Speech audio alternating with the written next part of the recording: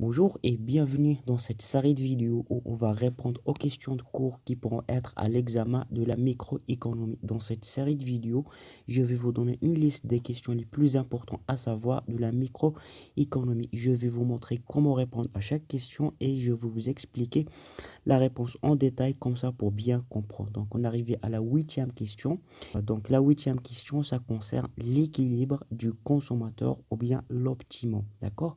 Donc dans cette vidéo, on va voir la signification de l'équilibre du consommateur ou bien l'optimum, parce que parfois dans l'exercice, ça vous demande de trouver l'équilibre du consommateur ou bien l'optimum. Et on va voir comment trouver graphiquement et comment calculer l'optimum avec un exemple plus pratique pour bien comprendre. D'accord? Donc premièrement, ça veut dire quoi équilibre du consommateur ou bien optimum? Tout simplement, c'est le choix que le consommateur peut faire pour maximiser son utilité sous contrat de son budget et sous contrainte du prix des deux biens X et Y. C'est tout simplement l'interaction entre la courbe d'indifférence et la droite budgétaire. Ça veut dire c'est le choix que le consommateur peut faire pour maximiser sa satisfaction sous contraint de son budget et le prix des deux biens. Donc, je vais vous expliquer graphiquement, je vais vous expliquer comment il est. Donc, dans les deux vidéos précédentes, on a vu la courbe d'indifférence et on a vu la droite budgétaire. La courbe d'indifférence, c'est une représentation de tous les choix et les combinaisons qui procurent au consommateur le même niveau de satisfaction. Et la droite budgétaire, c'est une droite qui représente l'ensemble des combinaisons ou bien des choix que le consommateur peut faire pour acheter sous contrainte de son budget et le prix des deux biens. Donc, l'équilibre du consommateur, c'est le mélange de ces deux graphiques.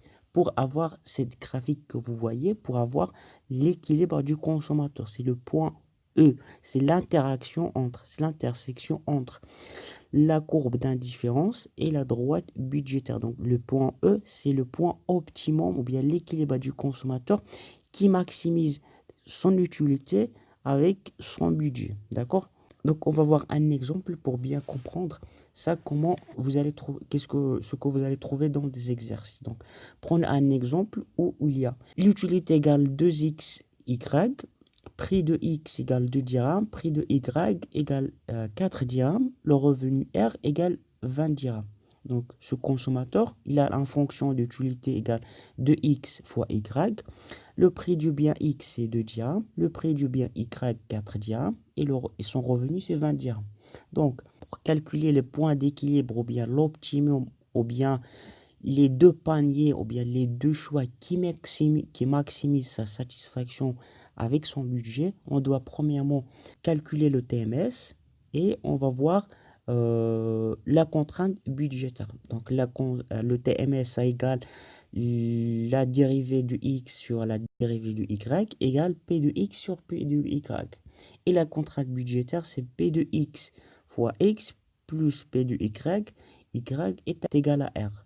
Donc ces deux fonctions, on l'a déjà vu dans les vidéos précédentes. Si vous ne l'avez pas encore compris, vous pouvez revenir pour les bien comprendre, d'accord? Donc premièrement, on va commencer à calculer le TMS. Donc le TMS égale l'utilité marginale de x sur l'utilité marginale de y. Tout simplement, premièrement, on va dériver par rapport à x et on va dériver par rapport à y égale 2y sur 2x. Donc on va enlever 2 pour avoir enfin y sur x. Qu'est-ce que signifie TMS? Signifie que le consommateur est prêt à sacrifier une unité de y pour rajouter une unité supplémentaire de x. D'accord? Donc c'est ça le TMS. Donc pour avoir l'équilibre, on a dit que UM de x sur UM de y doit égal à P de x sur P de y. Donc y sur x égale 2 sur 4. Donc 2x égale 4y. Donc pour trouver x égale 2y. Donc maintenant on a trouvé x égale 2y. Comment on va faire pour trouver pour trouver y, tout simplement, on va le remplacer dans la contrainte, la fonction de, voilà, l'équation de la contrainte budgétaire qui est 2x plus 4y est égal à 20. Tout simplement, on va remplacer x égale 2y. Voilà, donc 2 fois 2y plus 4y est égal à 20. 4y plus 4y est égal à 20. Ensuite, 8y est égal à 20. Donc, y est égal à 20 sur 8. Donc, maintenant, on a trouvé la quantité optimale du produit y égale 20 sur 8. Tout simplement, on va remplacer y dans la fonction. Donc, on sait déjà que x égale 2y. Tout simplement, on remplace x égale 2 fois 20 sur 8 égale, donc x va nous donner 40 sur 8.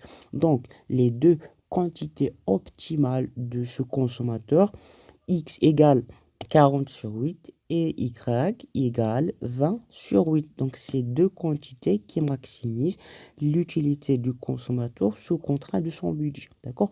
Donc, pour trouver l'équilibre, voilà, pour récapituler, premièrement, on va calculer le TMS. On va faire TMS égale P de X sur P de Y. Pour trouver X, on va prendre ce qu'on a trouvé dans X et on va le remplacer dans la contrainte budgétaire pour trouver Y. Et puis, quand on trouve Y, on remplace encore une fois pour trouver les X. C'est ce qu'on appelle les deux quantités optimales. Donc, si vous avez une question concernant l'équilibre du consommateur bien l'optimum, c'est comme ça vous allez faire. Donc voilà, j'espère maintenant que vous l'avez compris. Si vous avez d'autres questions, bien vous voulez regarder les autres parties que j'ai expliquées jusqu'à maintenant, vous pouvez les voir dans la description. Si vous avez encore des difficultés à comprendre la manière dont moi je vous explique en français, je vous laisserai le lien dans la description d'une méthode qui vous permet de parler français couramment en seulement 30 jours. Allez, je vous dis bon courage et à la prochaine vidéo.